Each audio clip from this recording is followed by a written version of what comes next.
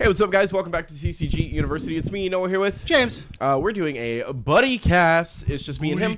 We're going to go over the announcement for Set 4 for Grand Archive. I believe it's Mercurial Heart.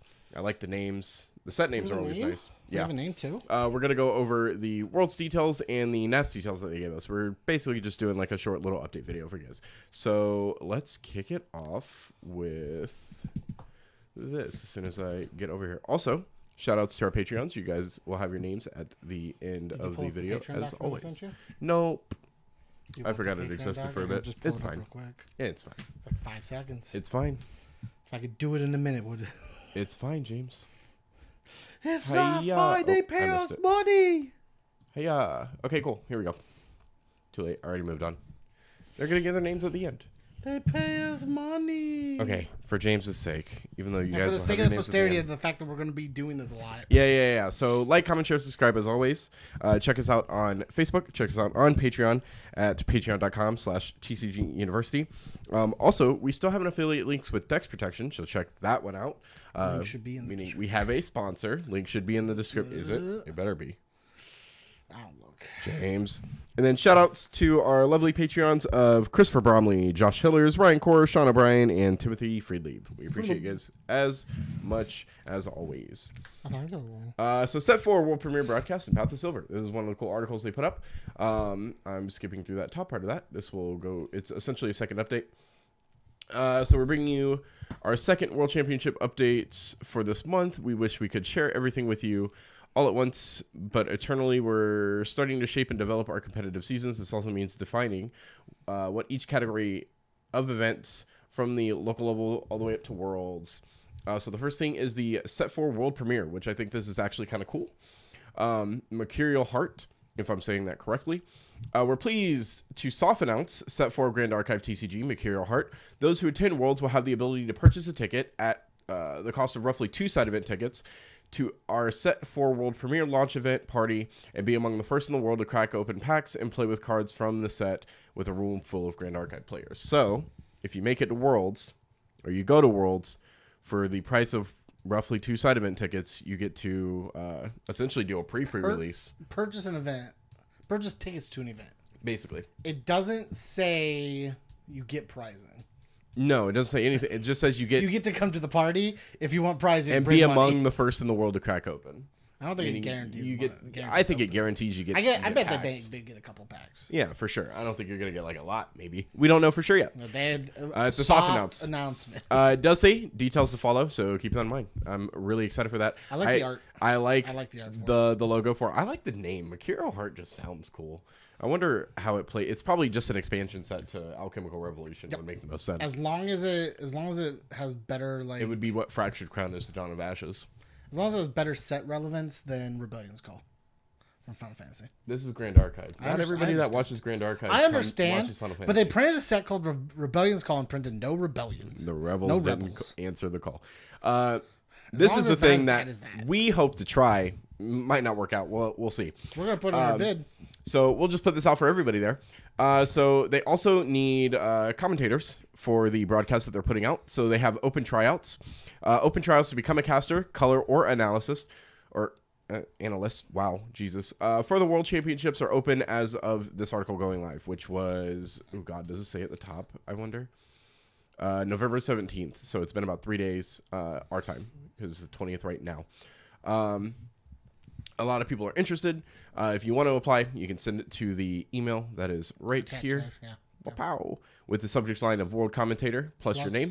All applicants are required to have a demo reel demonstrating your ability to commentate Grand Archive TCG, which should be attached or linked in the email. And this can be prior tournament experience or even VODs. We plan on doing our own. If we make it, we make it. If we don't, we don't. It's a really cool shot. You may see it on the channel just for fun. I mean, honestly, we'll probably do a couple of them as test runs. So. And then it wants you to make sure the absolute last days for submissions will be April 2nd of next year. However, we have so much time to work on this. The earlier the better. All applicants will be reviewed fairly. And because we don't have a set number of casters we reserve the right to lock slots in for our talent before our final submission date. That's okay. Maybe we should do it a little sooner. Yeah. Any applications are assumed to be fully available during the week any applicants, are assumed to be fully available during the week of May 9th through May 11th for next year, which I assume will be when Worlds happens. I would hope that we would know at some point April, like soon after the closing submissions, to know if we can get people who got there. If people need to take the day off, like not everybody can just be like, April to May is really close. Hey boss, I need to take these 3 days off. You probably just have to set it aside ahead of time, which I'm glad that they're giving us the date range already. For me, it's a lot easier than it is probably for you. But for me, I have a set amount of days I can take off. Yeah. So like, I have to either put them in ahead of time or hope nobody takes those days off before putting it in. And then also to note, the on-air talent for the event will be granted the highest tier ticket package, flight and accommodations, and access to any attendee, staff, and VIP after parties and festivities. My big thing is just having access to staff and interacting with the honestly, 100%. I can care less about the ticket package. We're dumb little Omaha boys. Actually, here's the thing. I can care less about the flight and accommodations. Like, if we were going to get stuff, I'm fine with that, either or. Like, I'm fine with either all the normal price support for the highest tier package or flight and accommodation. I'm fine with either or. I think the coolest thing is having the access to the attendee staff and all the cool VIP It's really nice, yeah. I think that's a very cool thing to do. It's really nice to be able to... What's the word I'm thinking of? Just kind of like commingle. Yeah, it works. We live. Our Grand Archive here for where we are. We live in Omaha. Like is 6 people at max. 6 at max currently as it stands. We're literally smack dab in the Midwest. You're looking at 2 of the main players of our 6-man group. Hey yo, guys, which is sad because we make some misplays sometimes, but we're working through it, right? I played 5 games competitively, and I still make mistakes. And then they also stated that Path to Silver is coming back, meaning that in Worlds you have your collector event instead of just playing the game itself, which I think is really cool. I think the collector event's really cool. I just think it's bad for the value of cards. Like, the value will go up because of that? I feel like the value goes up on harder things and drops tremendously on the lower things. Oh, that's fair. And then they have their timeline here. Like so November... Everything from Crown, garbage. Outside of the signs, garbage. It's all so cheap. Yeah, like somebody's doing a Black Friday sale for $30 a box. Jesus. Yes. We bought cases. Here's the thing. Case. Like we each bought a case, yeah. But like $30 a box is so egregious, and this is the reason why retailers were upset with Grand Archive is because nobody locked into that. Whatever the price was, and then again, guys, pull rates is the one thing I think that matters the most for people. Yep, we're complaining. I haven't seen too many people complain about the pull rates on our Facebook groups. I'm complaining more on the fact of if you want stores to hold your game, you need the minimum sale price to actually be a hard price. Yeah, can't do because $30 a box, no store's going to compete with that. They lose too much money. Yeah, easy. So then you have your timeline here. I think that's November 10th. It's the Ascent format, right? Formal format? It's hard to read from back here. Where are you looking? On this little timeline here. Yeah, format. Ascent format. November 17th, articles. November 24th, venue and tickets. I think so. Yeah. So it'll tell you what the tickets are and where the venue will be. December 1st is what the side events will be, and then December 2nd, all tickets go live. So that's cool. Look out for that. That's actually really neat. I will say I love their timelines between May 9th and May 11th. That's the time you have to be ready. It's like, yeah. I'm thinking more as a competitor standpoint. We haven't, in my brain, I've been like, when we playing? I don't think We're aiming for... So here's my goal is to earn the commentator, to be one of the broadcasters. 100%. Or one of the commentators, 100%. Obviously. It would be really nice to be able to do that. We don't have too much commentating experience, but I think we've played enough card games. We commentated one technically higher tier event. We commentated at Phoenixville. Yeah. For Final Fantasy. Different game though. Different game. I don't think we did terrible either. I think it was. I think it was a lot of fun. I liked it. I think if we knew see what happens. We were going into ahead of time, we could have been prepared a little bit more. We'll see what happens. Obviously, if it doesn't happen, it doesn't happen. We'll just keep building the channel and everything else. Support us. We already wanted to do more commentating, but it's really hard to do when our local scene doesn't really support any of the games we play. It's real rough. It's real rough. So that wraps up the world premiere broadcast and Path to Silver article that they had going on, and then they had their national season article, which it came out the day after on the 18th. So this is just a breakdown of the 3 Nats events that are going on, hosted for us in North America, Oceania, and the Europe regions. So Nat locations, which they ended up putting out. In Texas is where we're going to have nationals. It's going to be Game Guys March 2nd through March 3rd. I'm glad you read that before I did. Yep. And then the Oceania Southeast Asia Nationals is March 16th through March 17th. And that's at Agora Hobby. Agora Hobby. And then we have the Oceania Nationals. In Singapore. Remember, we should say in Singapore. In Singapore. That's important. And then the Southeast. I guess there's no Southeast Asian, not a Europe. There's no Europe yet. So Southeast Asia, and then the Oceania Nationals is March 23rd through March 24th at Plenty of Games in Melbourne. I do want to state that Nats and Worlds are really close together. Yep. They're like 2 months apart. March, April, May. Yeah, and like here, it's okay, Chaozu. If you get it, you get it. It's less than 2 months because it's the end of March for a lot of these. Yeah. So this is cool. I love the way they do the invites. It depends on how the Worlds invites work. I don't think Worlds has... Because Nationals has the invite system. Yeah. Nationals has the invite system based on qualifiers, right? What's Worlds' invite? Is it based on the qualifiers from Nationals? Is it about to tell me right now? I believe it's from Nats, yeah. So Nats is an invite-only tournament in which the top-placing players will be invited directly into the World Championship in Las Vegas. The number of championship qualifying spots depends on your region. So to get into Nats, you win a regional or a store championship. And then that gets you a Nats pass, and then you go through Nats to get the Worlds. I'm fine with it this way. This is the way I think card games competitively should run their events. Hey, look at you guys go. Weeps of the Shore. Yeah. Handling it well. This is the way you should do it. Is in James's book. I also agree.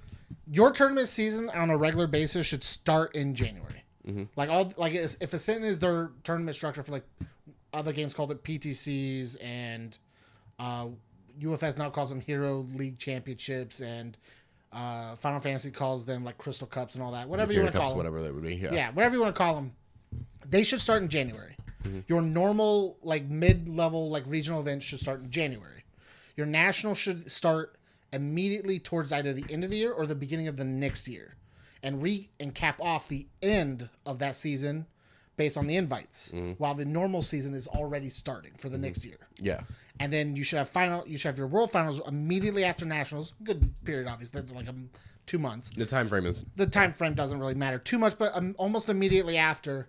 Because if it's invite only, you don't have to wait 2 separate periods of time. It could just be Worlds, Nats, you get everything done, and then at that point, you just plan the next Nationals, which will be the next year about the next time you had at the same time. Yeah. And if you have them all at the same time, back to back, every time a season ends, as the season begins, you complete the last year's season as the other season's continuing on. Sounds convoluted. It's odd that I actually understood that. I'm not gonna lie to you. I hate that my brain's doing this, and I'm like, I know right where I'm at. Yeah. I know I'm explaining it terribly. I understood. It's as just, one ends as the other starts. Yeah. That's basically what it is. Yeah. To sum it down for anybody that didn't understand what James was saying. But moving on. So Nats, you have 8 World Championship slots for North America. Australia and New Zealand get 4 slots, and then Southeast Asia gets 4 slots as well. And then you get 16 players. Mm-hmm. Yeah. Which makes sense. I think it should have been a bit bigger, like 32. Honestly, I think here's another thing I think tournaments should have is like almost a playing game, but more of like a playing tournament for 2 more spots. So they have 2 wild card slots, essentially. Basically. Okay.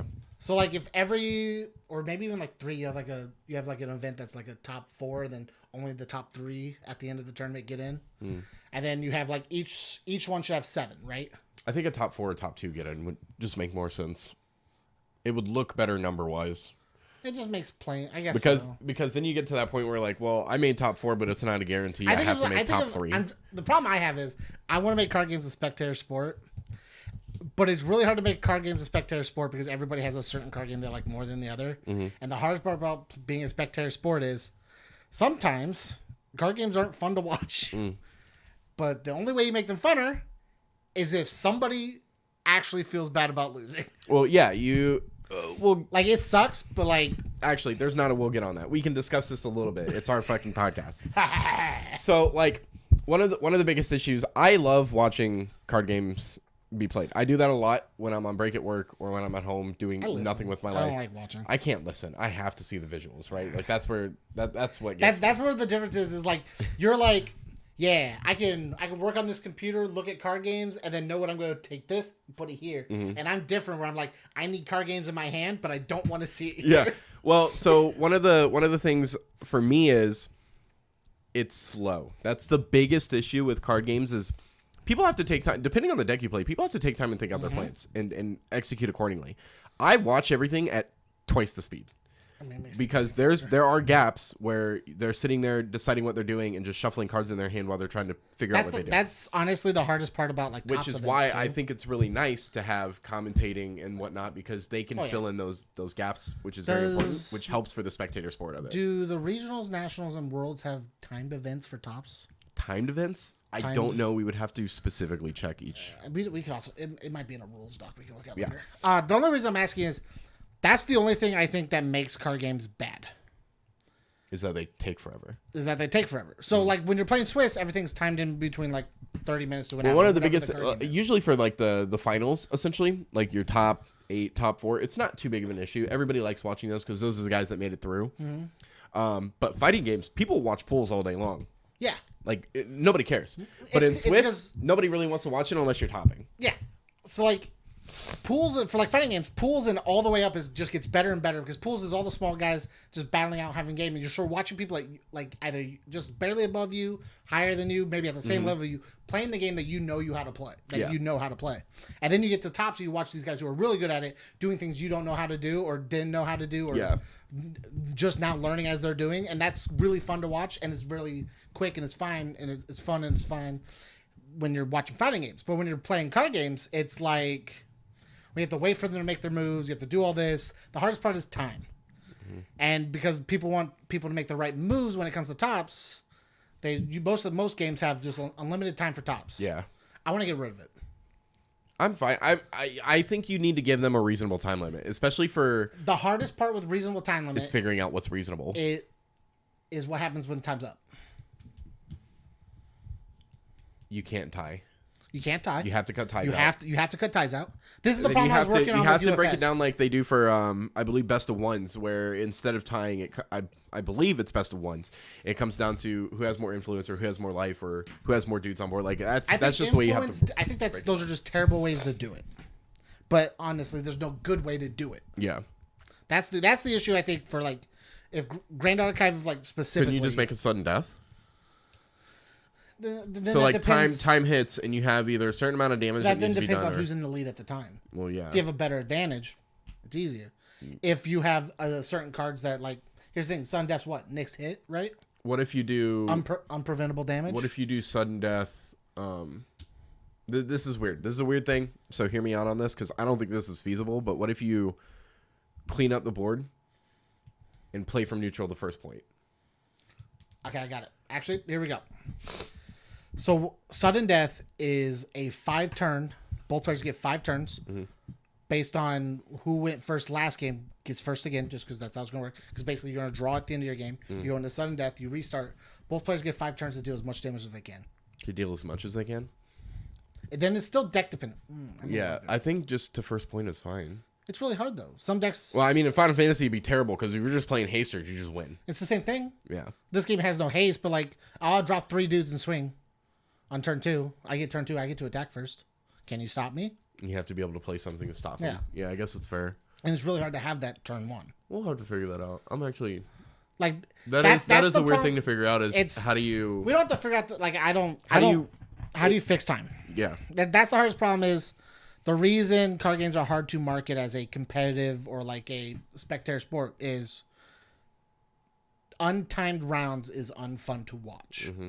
Unless you're really intensely understanding and knowing and enjoy watching people, it's not fun to watch. Mm-hmm. Like if you watch 2 fighting game players go at it, no matter if you've watched before or not watched before, as long as you see dudes doing things on the screen, it's fine. That's cool. You don't have to know what they're doing. You have to think it's impressive or not impressive. You see 2 dudes hitting each other. That's easy.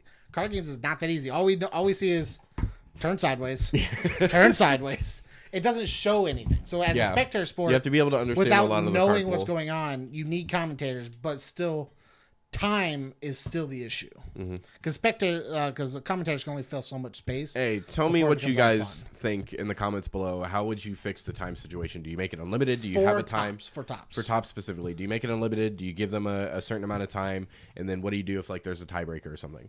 And more specifically for like entertainment purposes. So moving through, the only following invite cards in the regional variants grant you entry into the national season tournaments, which is Fast Cure, Tithe Proclamation, Orb of Regret, and Orb of Glitter. I like the Tithe Proclamation and the Fast Cure so much. I really like the way they do their invites. You can play with the card if you want to, but it also is just a solid invite card. I would be really happy if you could sell it too. Yeah. Which I've seen people on Marketplace selling them, which essentially just buys you an invite. Part is I don't think you should need those cards to get in the invites. I think you can turn them in to do. I think you could turn them in to do cool things. I think like turning them in for points for something else would be cooler than those are the invites, because selling invites is stupid. I mean, maybe they'll start doing what UFS used to do way back then, and what UVS does now, where they have player points. Yeah. Eventually, we never know. I think using cards as an entry point just seems bad, because selling an entry into your game I think feels bad. Oh yeah, so here we go. Nat invites are generally acquired through through competition at the following events: local store championships, the winners granted an invite; regional tournaments where either top 4 or top 8 are granted invites. That's really good. And then Ascent, Path of Steel, where either the top 16 or top 32 are granted invites. Which I'm bad at card games a lot of the time. Okay, I have moments where I'm good, but I can easily make a top 16 or top 32. I mean, depending on the amount of people, yeah. I trust myself enough. Yeah. Kansas City for Final Fantasy showed me that much. The pre-release for My Hero, when that first came out, showed me enough. When I lost to one person, and that one person was a UFS champion. It happens. God, Barrett, why? But like, I have my moments I've where I lost can to get so there. many champions. Okay. It's unfair. Yeah, sorry for second place, buddy. Yeah, it happens. So national tournament pricing, as previously mentioned in organized play article, before each of the tournaments will feature a minimum prize pool of 10,000. I think the U.S. one's up to 24,000 right now. Is that for this? I don't think it's not for Worlds. I'm gonna see if I can Double find check the for me. post. I'll see if I can find the post. However, with the success of SP1 booster boxes, was SP? Was that set 1? What's SP1 again? Support pack 1, right? Yeah. Oh no, it's Ascent Auckland has a 24,000 Auckland has the cash prize pool. Sorry, I can't remember what SP is. With the success of the booster boxes, we're pleased to announce that all participants who qualify for the World Championship slots will have their travel and accommodations paid for. That's nuts. Supporter pack. It should be supporter pack, right? Yeah, it's supporter Cool. pack. That's what I miss about UFS. Is that if you win in a PTC, you get a free flight, a plane ticket, yeah, wherever you needed, which is how JJ made it over to the UK for like nothing. But like, that's really cool. Yeah. I like that. This is as much as I can criticize this game, and you can, especially because of how water is for you. And you want water to be there's good. A bunch of things. There's a lot of cool things that they do that, as a player, just feels nice, and you feel like you have the chance to do it. So shout outs to Weave of the Shore for that. Obviously, all I'm gonna say is, in my opinion, when looking at UFS, his first couple of years for UVS's, I guess, for My Hero, looked a lot like this. Yeah. Everything was grandstanding. Well, wasn't Travis like winning switches left and right? Yeah. I remember at one point he said he had like 4 of them from winning events and topping. I was like, Jesus Christ, why is it? Everything was a lot of grandstanding, and I think next year is going to start declining. My biggest, I don't care on it. So personally, I don't care about the cash prize pool. The cash prize pool is cool. Cash prize pool is what you need to make card games viable for people. I mean, that's fair. What I like just playing games in general. Product as a player who wants to play competitively sucks. I just like games in general, so I'm already just... Yeah. I mean, we're here to play games. Yeah. So. It doesn't affect me enough. Products you can sell and you can still make money off of whatever. Yeah. I like the ability to be able to travel and not have to spend an arm and a leg for the travel. Yep. And that is what I like the most, is that, oh, cool, if I qualify for Worlds, I have my travel paid for. And accommodations, which is really nice. And then they also want to thank everybody who supported Grand Archive. They will also continue to do their best to get back to the community in their first year. They've committed over 100K in prize pools, and they don't intend to stop there. Upon entry, participants in nationals must relinquish ownership of their card to Weebs of the Shore in exchange for a CPR version. Dang. Which is kind of cool. It'll be signed, so like. Yeah. Note, you may only attend the Nationals with the regions of your invite. Wild card invites are good for all regions. Oh, so there are wild cards for Nats. Not for Worlds, but for Nats, which is cool. Upon entry, which you already read, national participants. How do you get wild card invites? Did it say? Sorry. It did not appear. I want to say it's probably just the championships or like some events that they might have on the side. I don't know for sure. We'll see if it says anything. Because that's the first time I said wild card. But national participants will receive their submitted card upon conclusion of round 1 of their respective tournaments to prevent reuse of entry cards. Cool. However, that does not mean you do keep both cards, the invite card and the CPR. National participants using wildcard region invite will receive their invite card at the conclusion of national season. This is also a pre-reuse of the entry, or this is also to prevent reuse of the entry cards. I don't think it says anything yet. For wild cards? Wild card! For Nats competitors gunning for the prestige of participating in the World Championships, just know it will be a grueling battle. So here's the way it's composed. National will be composed of not only the best 8 championship slots. Day 1, 7 rounds of Swiss. That seems light, but also I could play card games all day long. Day 2, top 32, 4 rounds of Swiss, and then top 8 single elimination. They're expecting not enough people to have to worry about more than 7 rounds. Yeah. Top 32 also blows. Should be top 64. Top 64 out of how many people would be there? It's Nats. Nats, I think they're expecting like 200. Nats is sorry, hold on. I want to scroll back up here because I think it tells you who gets what. This is how you get Nats invite. So it actually just depends on the number of people that are going locals, through regionals, and Path of Ascent. Yeah, that's fair. I think they're undershooting, and I think it's going to be a problem. Because here's the thing: UFS Nationals went to 9 rounds, and they didn't have enough time in the venue to do. They only had enough time in the venue to do 7 of those 9 rounds. And so a lot of people just skipped day 2 because they weren't making it. Oh wow! Which means nobody showed up. Yeah, for you did that. I did that because I was. You could have.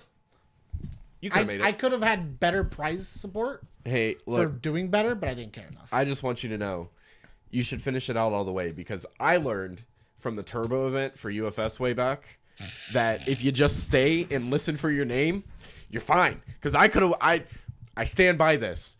I don't care what people say. I could have won that Turbo event playing Ermac, hands down. I went 5-2-2. Travis took the spot because I dipped out thinking I was out. I went 5-2-2. Not a single 5-2 was making it, so it didn't matter. Oh. Yeah. Dang. Yep. Well, I mean, it was like a 300-person tournament that cut to top 32, so. That's fair. So that basically wraps it up for us. This is super short. It's like 30 minutes long. Little fun podcast. Yeah, it's nothing major to go over. I mean, it's we might try major, to do more of these every week. Just small ones? Smalls. Yeah, for sure. Tell us what you guys think. Makes it super easy. Oh, for sure. Tell us what you guys think. Essentially, we just went through the articles that were posted. We didn't talk about... We'll go back down. We didn't talk about what do you want Oceania. To talk about? I guess that's important. Because we're not just American people here. Well, we are. But we're not just an American Oceania and Southeast Asian all Nationals. Inclusive. 4 champion slots each. Day 1, 6 rounds of Swiss is what they're gunning for. Day 2, top 16, 4 rounds of Swiss, and then top 4 single elimination. I think they're undershooting that one the fuck over. So you pay attention to that one then when it comes up and see what happens. Because I think it's bigger in Oceania and Southeast Asia than it is here. Yes. I think, man, you know what one of my biggest issues is about card games? Because it starts there. Oh, that's right. You know what one of my biggest issue is for card games? Is that the best places to play card games are on the coast because that's just where everybody is. It's the coast of the Midwest. Yeah. It's honestly, I've thought about moving to like coast cities, but I'm like, there's not a single coast city I want to move to. Mm-hmm. Like, I don't want to go to California. Prices are way too high to do things. I mean, I like Florida, but that's just because I lived in Florida for 15 years before moving here. For me, Florida, it's not like it would matter, but like, Lockwood's there. But, I mean, then we have a store. But like, it's just more of just like, Like, there's a lot of places just like, Florida is just like a resort place, and I don't want to deal with tourists if I go to big cities. Where old people go to die. It's God's waiting room. I don't want to. California's too expensive. New York seems like a very shitty place to be. I went to New York once, and I saw a trash. It's my favorite. It's my favorite. I did. I got clawed for that one. This is my favorite joke. Is I saw a trash. So dumb. But like. I do wish that card games would pick up more in the Midwest. It's just nobody really wants to move to the Midwest, which makes sense. The Midwest isn't the best place. You do get 4 seasons. 4 seasons of what? Not the hotel, of weather. Yeah. A week? Yeah. Monday, Tuesday, summer. Spring's like a Wednesday, Thursday's like fall, and Friday, Saturday, Sunday are winter usually. Could be something. But yeah. Hope you guys enjoyed. Like, comment, share, subscribe. As I've already said, Patreon. Check out all the links down below. We got a cool merch store. We got our TCG player down there. Patreon, obviously. Support us there. Help us make some monies to buy better equipment. Somebody stole my second arm for our gameplay, so I need a second arm. God, who would do that? I don't know. Insane. Yeah. And again, let us know what you guys think. All of you that watch, who decide to watch this, please tell me what you think about the game. Give us topics for the next one. We'll do a bunch of these. We don't have a problem with that. Honestly, every Monday we're recording these out and then trying to get them edited and sent out. So this can give us content ideas, podcast topics. Actually, you want to talk about. There's a top 4 water Allen list that we should look at later. Okay, I thought was really cool. But yeah, I had a water Soviet list I was thinking about. So it's same difference, kind of. As always, Taylor.